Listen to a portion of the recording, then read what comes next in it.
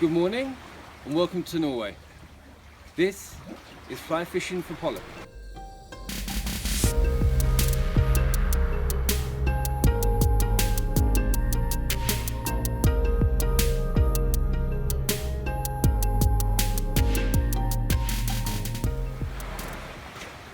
Today it's, as you can see, overcast, about 3 degrees, and early winter.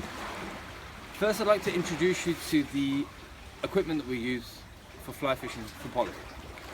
First of all, the lighter setup, a 7-weight 9-foot fly rod with a sink 6 shooting head. Gets down to about 10-15 meters. If you want to fish deeper, you go into the big boys. This is a 9-foot 10-weight, 400 grain tungsten line. This gets down to 30 meters. No problem, we just counted. Obviously casting we have to have Pollack flies. Starting from the biggest ones here, the 3Os. This is my favourite colour. The green with the pink or orange. Going on to the black and white, always a good colour. These are the 3Os and these are the 1Os. And the smaller flies here, size 2. All tied in a Klauser minnow style. Very simple to tie. These, as you can see, have got larger heads, lead heads to get down deep. These have got normal bead chain eyes in different colours. Doesn't really matter, to be honest, as long as you just get the fly down. When we're flinging around these heavy flies, we've got to have eye protection. Good quality pair of polarized sunglasses. Not only protects your eyes, keeps the glare away from the sea.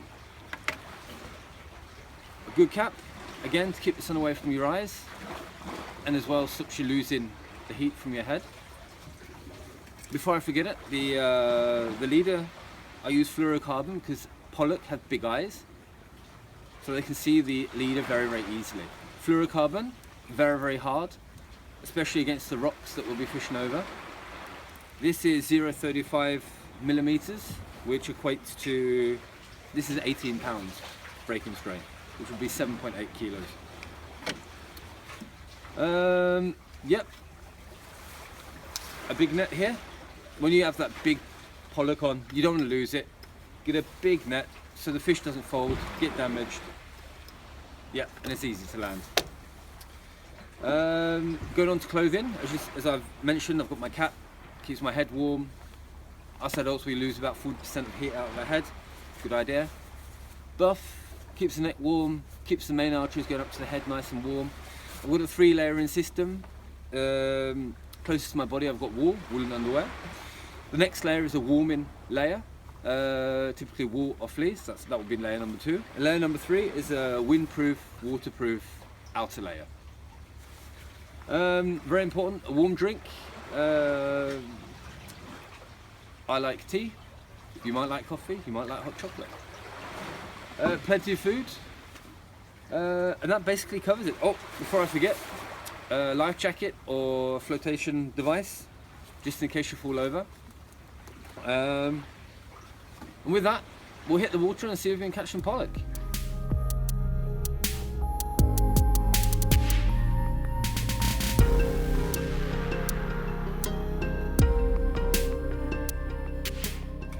I'll show you where I'm fishing. I'm fishing along this quite steep cliff here for Pollack. Let's see if we can find some on the fish finder. It should be here. What we're looking at now are all the fish. See these? These are nice fish. See, they're popping up here on the down scanner. These are the ones we'll be going for. Slightly a red yellow in the middle, indicating that they're slightly larger. These. Let's see if we can catch one. Right, I've been looking at my fish finder. The fish are at 18 meters. My line sinks at ½ meter per second, so I've roughly got to count to 36. We'll have a go. Pop the line out. 1, and 2, and 3, and 4.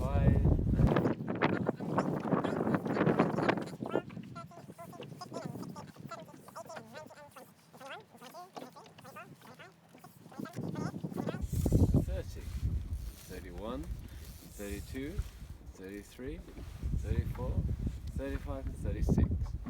Now I'm travelling about a knot, the wind's pushing me along. I've just tightened the line up. I'll swing it around so you can see. Just tighten the line up. Oh, I'm already getting bites. So basically I'm just letting the current push me along. As I said, we're travelling about 1 knot. And this is just basically, oh, see, I'm getting bites. Oh, there's a tug.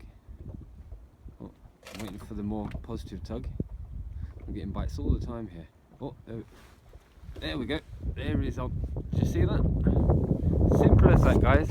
Oh, he's pulling. Oh, he's pulling down to the bottom. Oh, you can see the bend on that rod. This is remember, this is a 10 weight. Let's see if we can get some colour. There we go. It's gradually coming up. That's a nice fish. That's a nice big pollock. Let's get him on the boat and you can have a look. There we go. A nice big fat old pollock.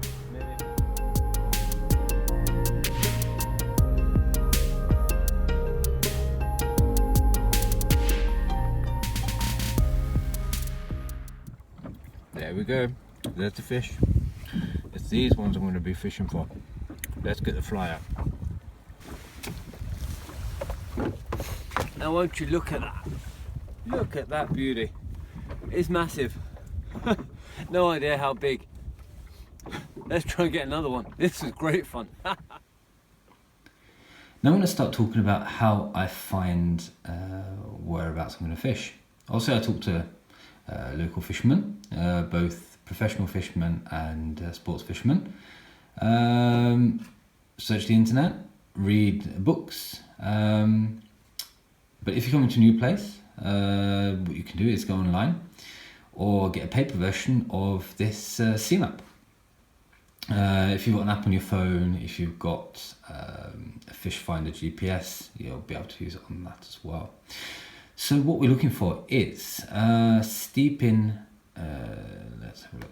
areas where there's pollock. They like deep areas that go up to shallow areas, very steep. They like current, and they like to be in the open sea. So this is my area. I'll zoom in. I'll show you some of my places where I fish. I'll just go across here. Let me just find the right place. Yeah, here we go. If you can see here, this is a classic place. If we just zoom in, you see here, it's 100 to 113 meters deep. It goes up 65, 75, and goes very, very steep up to 10 here. There's a point of 10 meters. I know there's a current that goes along here, and when I've driven over here with my fish finder, I find fish in the fish finder. So this is a typical place. Also another good place, I'll zoom out just a touch. I'll go over here to these islands here. Again, if you have a look here, 76 meters, and it goes all the way up to even 1.7 in these are islands. So again, this steep incline, and the pollock will be sitting along here. Depending on the time of the tide, or sorry, the height of the tide, 2 hours either side of high tide is normally the best, and then you'll find them along these areas. It seems the colder the water gets, the deeper they go. As the water warms up, they come up to the shallows. As the water gets too warm, they go back down to the deep. So late autumn, late summer, late autumn, early winter, and then spring is the best time to hit these spots. This is when we're getting the bigger ones. So look around these deep areas, otherwise look around bridges, piers sticking out, basically places that give you areas of deep water. Also, if you're fishing from a boat, all these areas are far more accessible than if you're fishing from land. But the same principles can be applied to land fishers.